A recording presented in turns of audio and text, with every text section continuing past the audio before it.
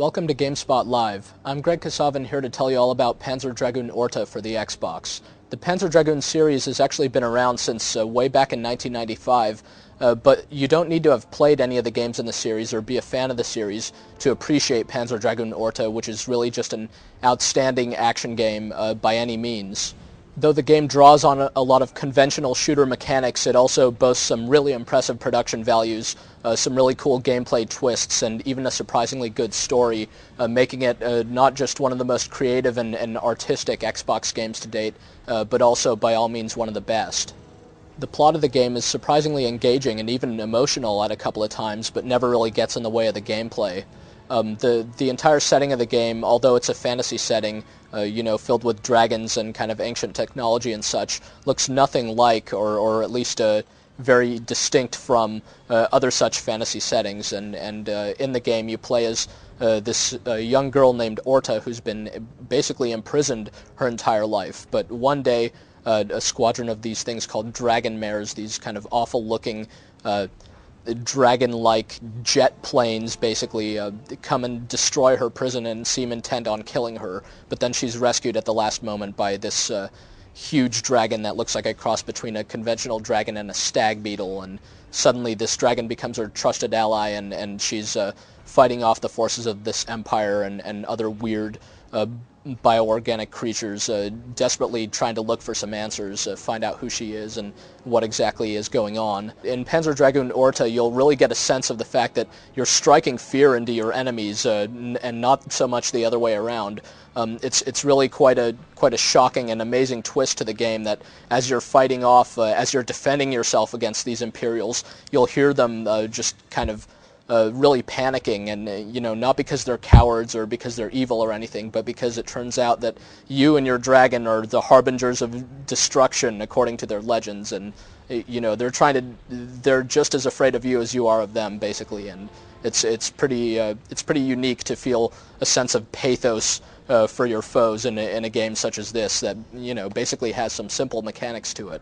If you've played the Panzer Dragoon games for the Sega Saturn, then you'll be familiar with the gameplay of Panzer Dragoon Orta. It's a third-person shooter, but it basically works like one of the old rail shooters from about 10 years ago, where you don't have direct control over the movement of your character, but rather concentrate on aiming your weapons and taking down enemies that are coming to get you from all around, literally. You can rotate your view using the shoulder buttons, and you'll see a radar display that kind of points out where the different enemies are coming from, and you'll have to swivel all around and use Orta's pistol as well as the dragon's homing lasers to take down everything that comes your way and shoot down or avoid enemy missiles. It seems very simple, but the more you play, the more you'll get a sense of the depth that there is to the gameplay. The dragon can morph into 3 different forms, each with their own offensive and defensive capabilities, and you'll have to switch between these forms constantly in order to kind of maximize your offensive and defensive power. 2 of the 3 dragon forms also have a move that's called the glide, which allows you to speed up or slow down quickly, but temporarily. You have a limited ability to do this, and it's useful both for avoiding enemy fire and for kind of tactically positioning yourself around some of the bosses, and you could even use it as a ramming attack. When and how to use this is really something that you'll get a grasp of as you play the game more and more, and you'll also learn the different subtleties of the 3 forms, respective rage attacks, which are kind of their super moves that you can use only once in a while. The gameplay has a very distinct and very solid feel to it. In most shooters, you're either pressing and holding the fire button to kind of rapid fire against your foes, or mashing on the button as fast as you can. But in Panzer Dragoon Orta, you really have to alternate the rate at which you push the button, which doesn't seem like a big thing, but really creates a different sense throughout the game as you're playing through. That's because you have to press and hold the button in order to target your homing lasers, but tap it in order to shoot your gun, and you have to use both in conjunction in order to succeed, because your gun is the only way to shoot down enemy missiles, while the homing lasers are what do most of the damage to your foes. It's really quite an elegant and unique gameplay style that will be unfamiliar to you unless you've played the previous Panzer games. Likewise, the game's 10 levels throw in a lot of surprises. They all pretty much feature long and really intense battles against powerful boss monsters where you'll have to figure out their weaknesses and how to avoid their many attacks and figure out how to counter all their moves and such. But you're not going to always fight the boss right at the end. You'll sometimes fight more than one boss or fight a boss right at the beginning of a level, what have you. There are always going to be surprises. You'll be dealing with foes coming at you from every direction and so forth, and you'll be seeing just a lot of really cool stuff. Just a lot of really interesting, even beautiful scenery over the course of the game. Panzer Dragoon Orta is quite long for a shooter and also is loaded with extras.